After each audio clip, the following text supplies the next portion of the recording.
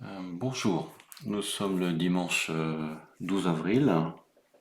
Comme il fait un temps magnifique, puisque c'est couvert, il pleuvote, voire il pleut aujourd'hui, j'ai pris un peu de temps pour moi, euh, pour essayer de me faire un petit bilan de ce qui pourrait se passer et des choix que je pourrais être amené à faire. Je voulais partager éventuellement avec vous. La première chose, c'est qu'on vient d'avoir l'information récente des échecs de négociation entre les USA et l'Iran.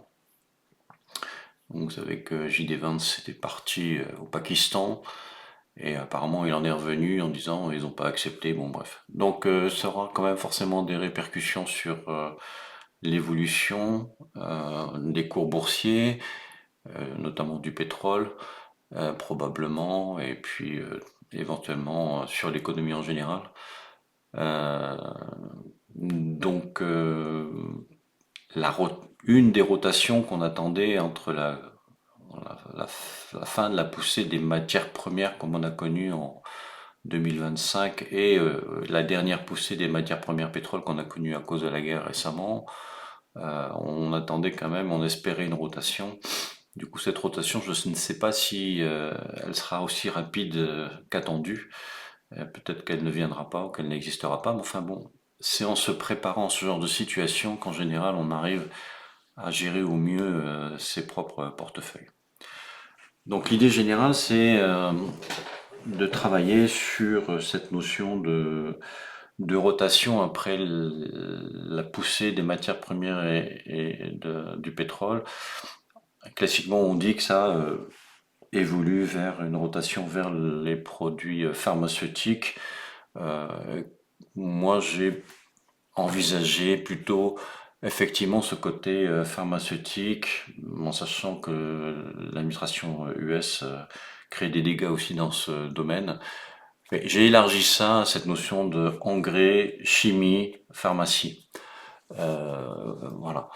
Donc, vous voyez ici en haut, j'ai une liste que je vous montre, que vous pourrez récupérer si vous voulez, que j'ai appelée CTO engrais chimie.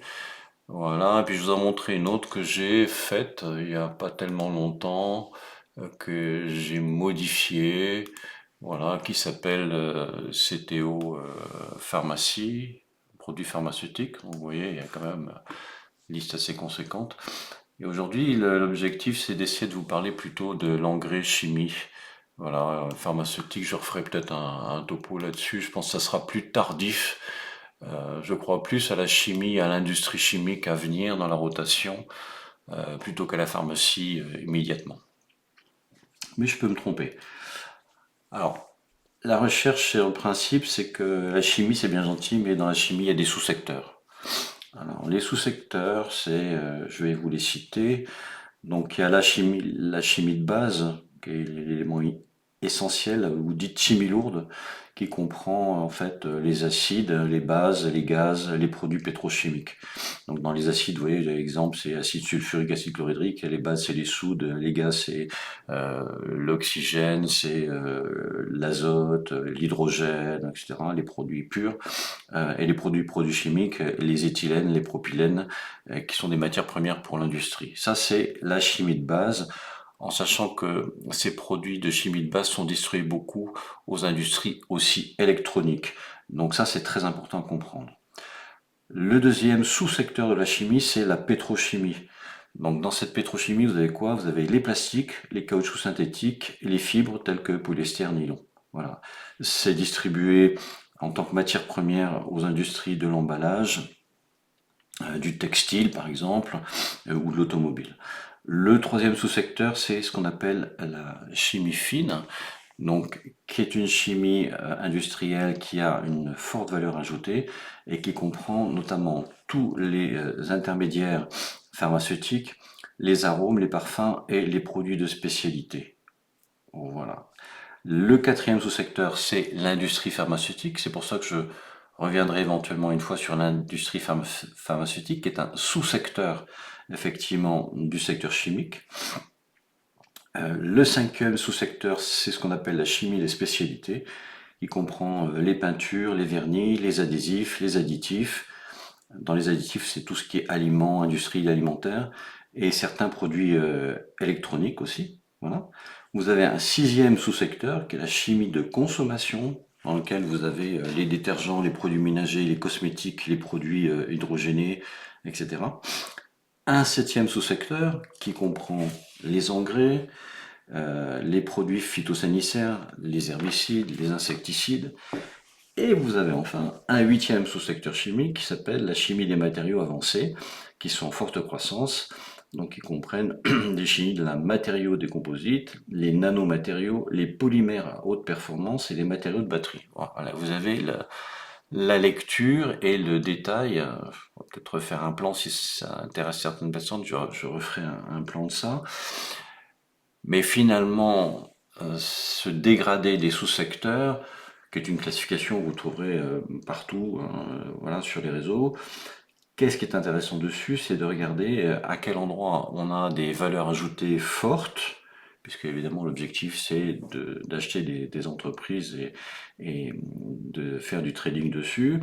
Donc quelles sont les entreprises des sous-secteurs chimiques qui ont une forte valeur ajoutée, euh, et quelles sont les marges de ces sous-secteurs, voilà.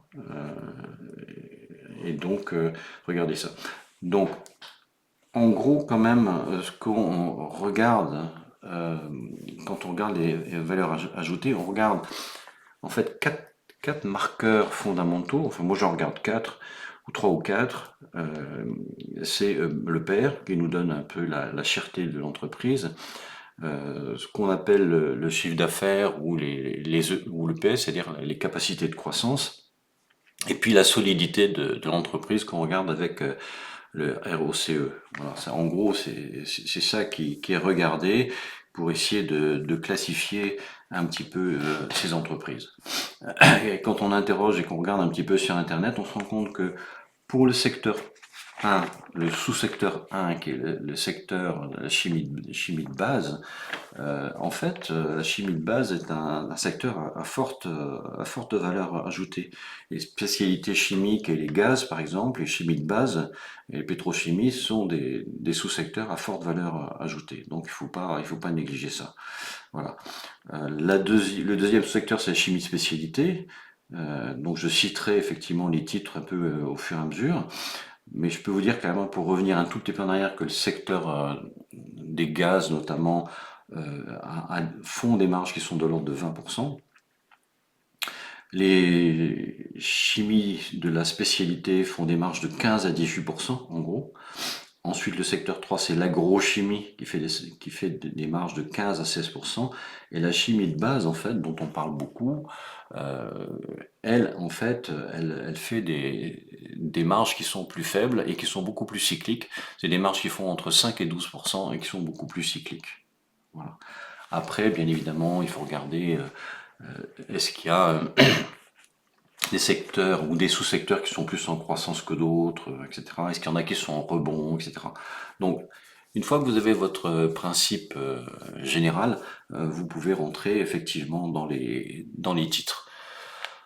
Alors, je vous remets et je vous remontre la liste bon, que j'ai sélectionnée, et puis on va essayer de regarder quelques graphes, et puis éventuellement de voir si c'est intéressant ou si dans une situation comment dire, cohérente par rapport au sous-secteur, par rapport au titre même. Après, je n'ai pas regardé les ETF, je n'ai pas regardé les produits dérivés. Donc, je sais que moi, personnellement, j'aime bien quand joue une activité. En général, j'aime bien avoir un ETF de référence qui me sert en fait d'indicateur. Et ensuite, j'aime bien avoir la première ou la deuxième entreprise leader du marché au niveau mondial, au niveau européen, par exemple. Et après, je regarde éventuellement s'il y a des activités industrielles moins importantes, des titres qui sont moins lourds ou qui seront, au fur et à mesure que ce secteur va prendre de l'importance, s'ils seront en retard ou pas en retard, etc. C'est comme ça que je jongle sur une activité sectorielle. Je regarde l'indicateur qui est pour moi le TF, je prends les leaders et je prends un peu le queue de peloton et après je regarde avec quelle vitesse ça se développe et ça se déploie. Voilà. Alors, on va rentrer dans le vif du sujet maintenant. Ok. Et alors, dans le secteur des gaz, vous en avez deux. Vous avez Air Liquide et puis vous avez Lindel. Voilà. Alors, c'est Linde. Voilà, hein, c'est pas Lindel, c'est Linde. Alors, Air Liquide, bon, elle est très connue, donc c'est une société qui fait une marge qui a un pair de 25 à 30, qui fait une croissance de 8% régulièrement par an, qui a une marge de 20% et qui a un ROCE de 11. Donc, c'est une entreprise excessivement solide et ça depuis très très longtemps. Voilà, donc j'ai entendu beaucoup de critiques sur Air Liquide en disant oui, bah, de toute façon, un jour ou l'autre, comme toute entreprise, elle ira au tapis. Bon, d'accord. Là, je suis en mensuel, en graphe mensuel. On peut s'amuser à la mettre en graphe trimestriel, par exemple, pour voir un petit peu ce que ça donne. Bah, moi, je veux bien qu'elle aille au tapis, hein, elle ira peut-être, elle va peut-être un jour revenir graphiquement parlant, etc. Mais quand on regarde la boulanger, elle n'est pas fermée, hein. D'accord? Et donc, avant que cette entreprise, en annuel, hein, en annuel, d'accord? Donc, si vous regardez ça en annuel, vous dites, ah, elle a baissé, ou ça en annuel, ah, ça a baissé, une grosse jugeote. Bon. Bref, j'arrête de critiquer les critiqueurs parce que là, je suis pas du tout d'accord. Donc, c'est une superbe entreprise.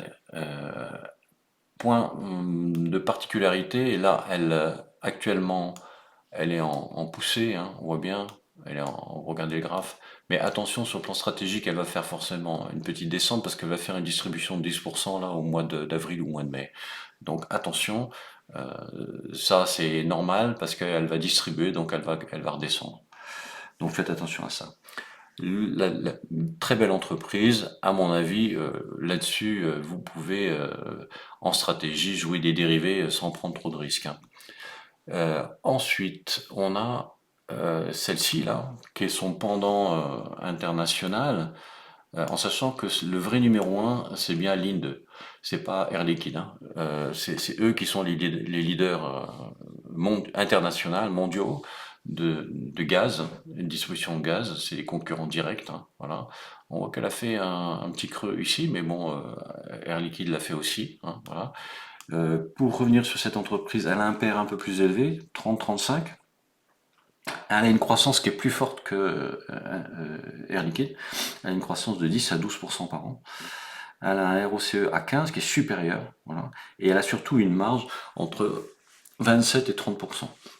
Donc arrêtons d'être franco-français.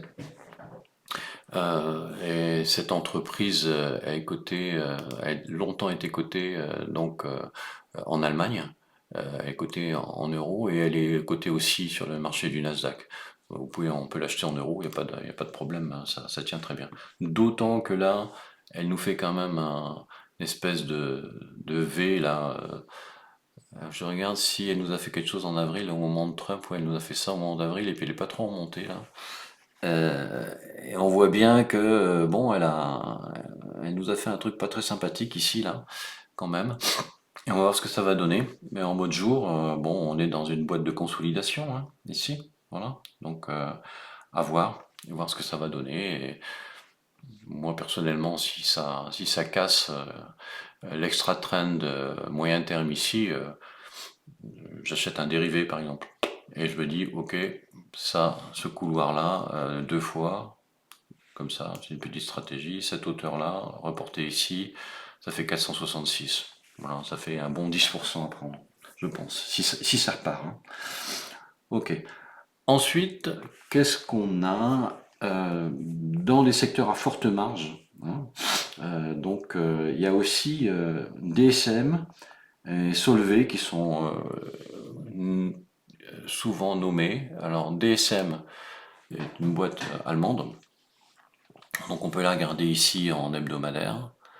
Donc DSM, elle a un pair 20-25, elle a une croissance de 5-8 et elle a une marge de 10 à 12%. Alors on dit bon bah qu'est-ce qui se passe? D'autant que ici elle a cassé franchement ses plus bas mensuelle, donc elle les a cassés en 2023, donc on a l'impression que se prend quand même une grosse claque. Qu'est-ce que ça va devenir? Ben, tout simplement, il faut la surveiller, attendre qu'elle latéralise, et puis on verra bien. Personnellement, je suis pas acheteur de ce genre de configuration. Dans les grosses marges aussi, on a Solvay, voilà, pareil, Solvay, alors Solvay. Solvay, c'est, vous savez, les nylons, les, les éléments voilà, de ce type-là. Si on la regarde effectivement en semaine ici, on voit bien qu'on a une résistance oblique qui est plus ou moins cassée avec une MM200 ici. Est-ce que ça va tenir? Est-ce que ça va repartir? On peut regarder ça par exemple en se disant, eh bien, c'est pas si vilain. C'est pas si vilain, c'est pas très violent, mais c'est pas si vilain. Voilà. Et est-ce que ça va partir dans ce trou-là? Est-ce que ça va repartir? On peut attendre déjà 29, et puis après essayer d'aller taper un peu plus haut par là, hein. Ici, 32, pourquoi pas? Faut voir. Faut voir. Intéressant à regarder. Solvay. Elle a déjà pas mal réagi ces derniers temps. Donc, voir ce qu'elle nous fera. Voilà. Dans les marges importantes de 20%, vous en avez une autre qui s'appelle Syensqo. Allez, ici, bon, ça j'aimerais bien que ça se corrige parce que ça me casse les pieds comme d'habitude. Je suis pas très doué avec ça. Voilà. On va essayer de corriger ça parce que je voudrais vous montrer quand même aussi des courbes mensuelles.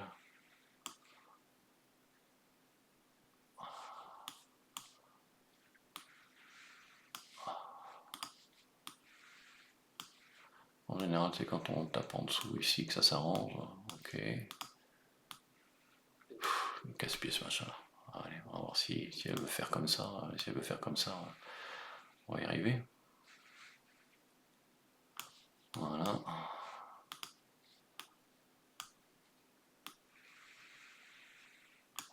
Voilà. Donc, c'est pas joli quand on voit ça. On se dit comment elle fait pour avoir une marge aussi forte. Et là, elle s'est pris, il faudrait regarder l'histoire, mais elle s'est pris, que je ne connais pas, hein. Là, elle s'est pris quand même un gros pet, là, en mois de février. Là, elle a fait un gros décrochage, un gros break. Donc pour l'instant, même si les chiffres sont bons sur le plan de la marge, c'est à vérifier, il s'est passé quelque chose de pas très sympathique. Voilà. Après, on peut passer sur la chimie de spécialité. Donc sur les chimies de spécialité, on en a quatre qui sont intéressantes. Donc je vous rappelle que les chimies spécialisées, c'est des marges de 15 à 18%. Donc il y a Clariant. Donc Clariant, elle est ici. Voilà. Donc Clariant, c'est une boîte de mémoire suisse. Ouais, c'est coté en francs suisses. Euh, c'est bien parce que c'est un nominal qui est relativement petit, donc ça peut permettre de se jouer. Et qu'est-ce qui se passe avec Clarion? Il se passe un truc quand même assez intéressant. Il se passe ça. Je vais essayer de vous montrer ça. Voilà. On est sur un point ici mensuel bas, ici, avec peut-être une première phase de fin d'hémorragie. Voilà. Avec une super mèche, une grosse divergence baissière ici avec un rachat, et puis un contrôle ici, mèche basse, mèche basse, mèche basse, mèche basse. Donc plein de mèches basses ici en se disant tiens, est-ce qu'elle va nous faire un rebond? Pourquoi pas? Ça se discute. Donc après, c'est des stratégies à adopter. Ce qui est intéressant aussi, c'est qu'on a le POC ici. Donc là, à mon avis, il se passe quelque chose sur le plan graphique. Euh, ce qui est intéressant aussi, c'est qu'elle est un peu polyvalente. Je vous lis un peu ce qui est marqué. Donc, elle travaille sur les soins personnels et à domicile et les solutions pour les cultures. Donc, vous voyez, c'est assez large. Elle travaille pour les solutions catalytiques et les biocarburants. Elle travaille sur les adsorbants et les systèmes additifs.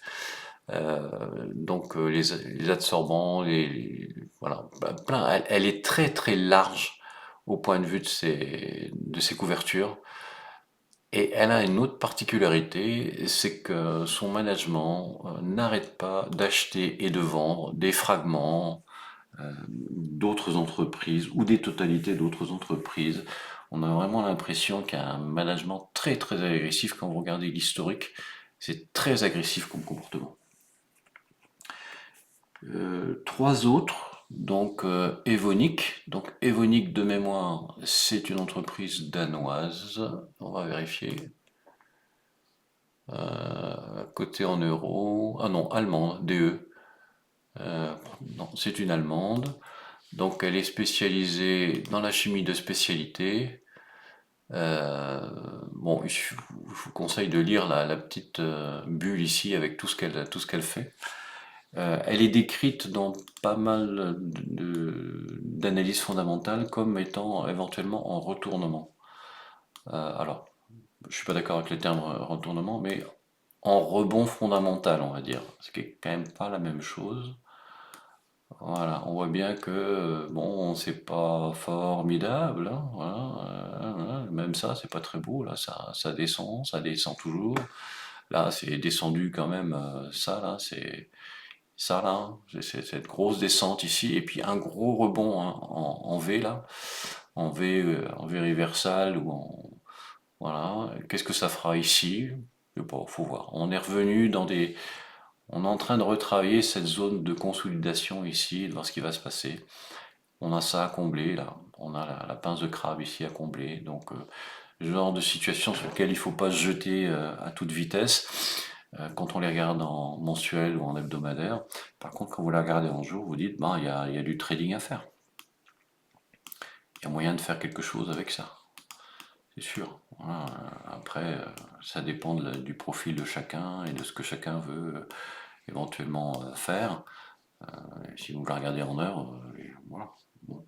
Je passe, vous regarderez ça quand vous aurez un peu de temps. Croda, pas tellement connue, mais très grosse boîte. Croda, elle est ici. Pop, pop, pop. Croda International, donc on n'en parle pas très fréquemment. Donc c'est une entreprise anglaise, hein. Internationale aussi, c'est une grosse boîte. Voilà. Leader mondial dans pas mal de produits chimiques. Alors elle est plus nettement en boîte de consolidation avec manifestement des mèches hautes et des rejets ici, dans cette zone-là, on voit bien. Là, on descend, on consolide sur une zone historiquement qui existe déjà, et puis on a le POC ici avec les prix moyens qui sont très importants sur plusieurs années.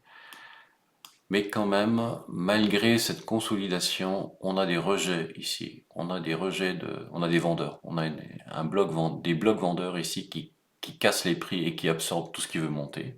On voit bien ici un énorme bloc de rejet. Voilà, très net.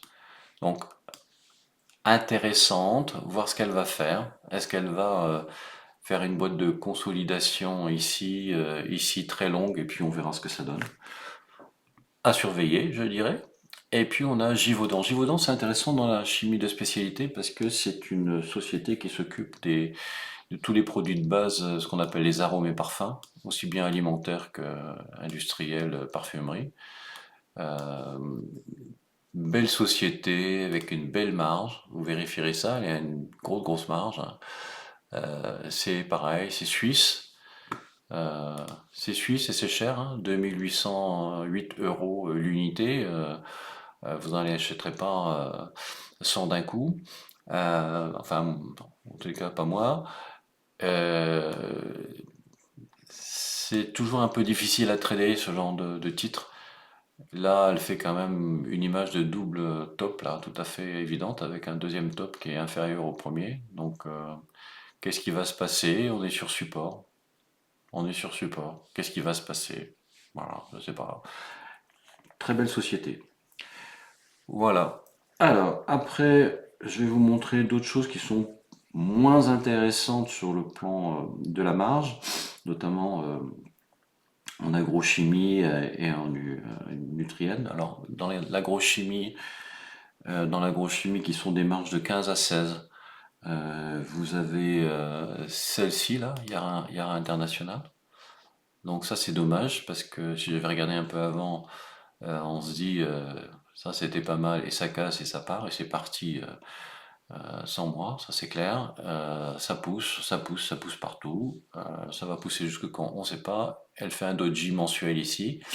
Donc ça sera peut-être intéressant si elle nous fait une consolidation sur les 500 ou si elle revient dans cette zone ici. On a une deuxième zone ici de forte consolidation que je trace et que je vous montre. Un gros support aussi ici qui est à mon avis à prendre en compte. Voilà, comme ça. Et vous voyez que si on revient dans cette zone ici, là, on pourrait considérer que ça, faut regarder les fondamentaux, regarder l'histoire de l'entreprise, voir ce qui s'est passé.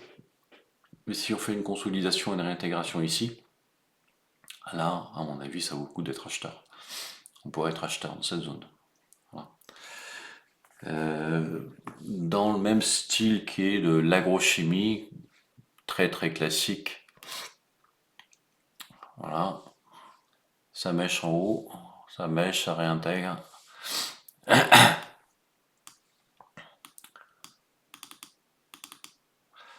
Belle entreprise aussi, avec une belle marge, niveau international.